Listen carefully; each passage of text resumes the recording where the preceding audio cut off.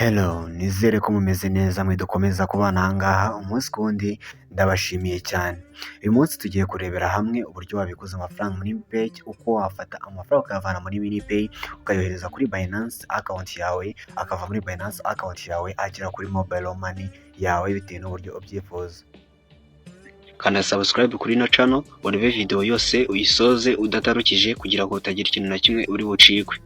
Biroroshye cyane. Ikintu cya mbere uri bukore uraza ukanda hano handitse withdraw, numara ukanda hano handitse withdraw, itukanda hano wa kabiri handitse exchange, hano handitse exchange, numara ukanda handitse exchange barakwereka ama exchange atandukanye.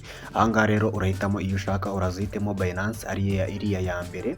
Numara guhitamo Binance rero barahita bakwereka uburyo uri bukoresha. Urabona ko network uri bukoresha USDT network ari Celo. Rero aho hasi niho ushyira address, right? Uzo kujya muri Binance yawe rero ugiye kureba address ya USDT noneho yo muri network ya Celo cyangwa mu bwoko bwa Celo. Rero tujya muri Binance yawe ukimara kugiramo urakanda hano handitse add funds. Urabona ko dufiteho andi kuri account yacu, turaza tukanda hano handitse add funds. Nitumara kuba twakanda hano hari add funds, urahita ukanda hano handitse deposit on chain. Ukimara ukanda kuri deposit on chain rero barahita kugeza aha ngaha usacingamo USDT, nimba utayifitemo, nimba uyifitemo urakanda handitse USDT aho handitse USDT munsi ya history. Numara kuba wakanda rero barahita bakugeza aha ngaha bakwereke USDT network ikoresha, vuga ngo choose network. Urahita ureba aha ngaha hari network ukoresha, uraza umanure, komeze umanure scrolling umanura urebe network ya Celo. Urabona iyi network ya Celo niyo uza ugakandaho kugira ngo ubone address ya USDT iri muri network ya Celo. Rero numara kuba wabisoza urahita ugera aha ngaha, urahita ukopia ino address mugize amaze kanda kuri network ya Celo. Urabona ko ari USDT network ari Celo, address niyo urahita ukara handitse copy nkuko bisanzwe, ukopiye address aho ngaho urahita ukoza utugumisheho utukopia no address. Numara kwanda copy aha ngaha urahita usohoka ugaruke muri Minipay account yawe. Urabona hamwe bakwiye gushyiremo address ya Binance deposit yo mu bwoko bwa USDT Celo. Aha ngaha urahita ukandeho upastingemo ira address tumaze gukopia. Kuko gupastingamo rero ikintu ukora ureba ukozaho urutoki aho ngaho handitse Binance deposit address, uhita ukozaho urutoki ukarugumishaho kugira ngo dushyiremo ira address tuvanye muri Binance. Uhita ushyiraho urutoki ukarugumishaho warangiza ugahita ukanda kuri paste.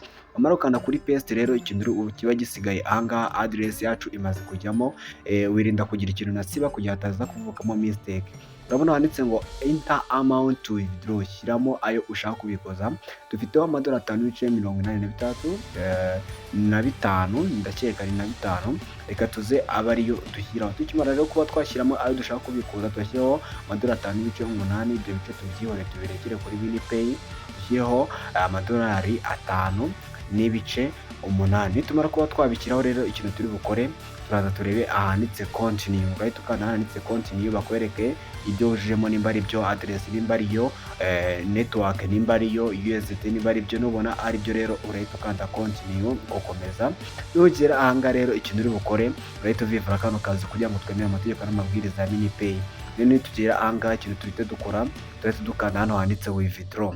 Nitumara kuba twakanda hano handitse withdraw urahita ushyiramo password yawe washyizemo igihe wiyandikishaga cyangwa muri Minipay. Ushobora kuba ukoresha partner cyangwa fingerprint. Numara kuba byashyira wabishyiramo birahita birodinga nguko nguko.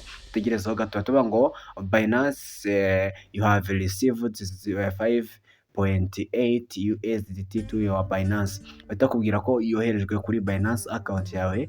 Noneho numara kuba wabikora rero nkuko bireba barakwereka ko hashize amasegonda 2 umaze kuba wagira ate kuba wabikuza kuri Binance ava muri Minipay. Urabona ko na message yahise iza kandi urabona handitse recent activity, urabona ko bigaragara. Rero tudatinze rero ino video nakubwiye ko ikwereka neza uburyo ubikora kugeza ikugezaho kuri Binance, kugeza n'ubundi yavanye Binance akakugeraho kuri Momo. Byose rero ngiye gukomeza mbikwereka, reka tujye gusuzuma neza turebe neza ko yaba yageze kuri Binance account yacu. Tudatinze rero nuza ukanda hariya kuri view history ya withdraw barakwereka neza uburyo byakozwe, birarodinga gato. Tukaba dukanze hariya kuri tumaze kubikuza bakwereka itariki bikoreweho, agaciro k'amafaranga mu manyarwanda ndetse n'umwaka, byose babikwereka transaction history. Uko ubireba urabona itariki y'umwaka w'ukwezi you have sent 5.8 USDT to your Binance. Rero nimba uri kubireba ahangaha urabona ko na message igaragaza ko tumaze kwakira muri Binance urimo urayireba ahagana hejuru. Rero nimba utarakanda subscribe yikande, kandi nimba ugeze ahangaha tukiri kumwe uri uw'agaciro cyane. Tudatinze rero tugiye kugenda muri Binance account yacu, urahita winjira muri Binance account yawe, tugiye kureba neza koko nimba yaje. Bari kutubwira ko yamaze koherezwamo, tugiye kureba neza nimba yaje. Rero ukimara gukanda kuri ya notification ikwereka ko yaje, urahita uyikandaho uhite ugira ahangaha bakubwira ngo biri gukorerwa confirming. Bari kukubwira ko amadolari 5.8 network yakoreshejwe ni Celo, address yaje ni iyo ngiyo irangiza 24, ndetse urabona ko byose bari kubikwereka, ariko bakweretse n'iminota iri bushire kugira ngo bamaze kuba processing, babanje gusuzuma aho amafaranga yaturutse kugira ngo barebe neza ko hizewe, kugira babashe kuba wagira muri Binance account yawe, ubashe kuba wagira ate wayabikuza mobile money. Rero ubu ni uburyo ukoresha uko washyira kuri Binance kugira ngo agireho. Rero tudatinze rero tukimara gutegereza, urabona ko bari kutubwira ngo hasigaye iminota 7 kugira ngo amafaranga bamaze kwemezwa neza ko wabasha kuyagurisha, kuko babanza kubisuzuma nk'uko nabikubwiye bifashishije za AI zabo kugira ngo zibashe gusobanukirwa neza aho amafaranga aturutse nimba haba hatekanye. Tudatsinze rero ahangaha ni muri trading, aho ugurishiriza amadolari nk'uko bisanzwe hariya muri sell, ugurisha amadolari, buy no kugura amadolari ukabashyira muri Binance account yawe. Rero ibi ngibi ushobora kuba waza ubikoresha mu gihe waba ukeneye kuza waba wabikoresha. Tudatinze rero nk'uko ubireba ahangaha, urabona ko tugiye kuba twabikuza. Ya minota yarangiye, urahita ujya muri sell, urahitemo umuntu uri bugurishe amadolari, ukande kuri sell yiwe, urangiza uhita ugira ahangaha ushyireho ayo ufite. Urabizi ko kukina amadolari 5 n'ibice, ariko twari dufiteho n'ibindi 1 n'ibice, bityo byahise bigira 7, dushyira amadolari 7 nk'uko wabirebye ahangaha. Gusa nihutaga, urabona ko tugiye kwakira 10,000 n'amafaranga 400 ahangaha by'ama USDT. Umuntu ugiye kuba yatwishyura akaba witwa Claudine, nk'uko ubireba nomero yacu nayo ikaba iriho, kandi haba hariho na nomero yiwe mu gihe waba umukeneye cyangwa yatinze kuba yakwishyura, ukaba wamuhamagara akaza akabigufashamo, akaguha iyo support.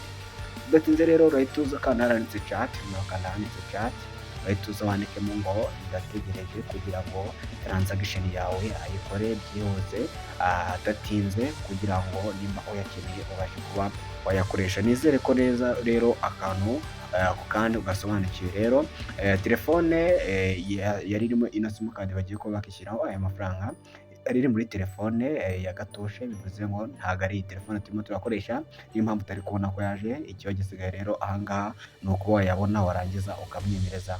Noneho ukimara kuba wayabona rero bituze ukamwemereza ko wayabonye. Nizere ko usobanukiwe akantu ku kandi ibintu byose ubisobanukiwe neza nuko bigenda, kugira ngo ubashe kwageza kuri mobile money. Ukeneye process zose zibyerekana, waza kuba wareba kuri YouTube channel yacu ukareba byinshi. Bye bye, mugire byiza, ciao ciao, ndabakunda cyane, bye.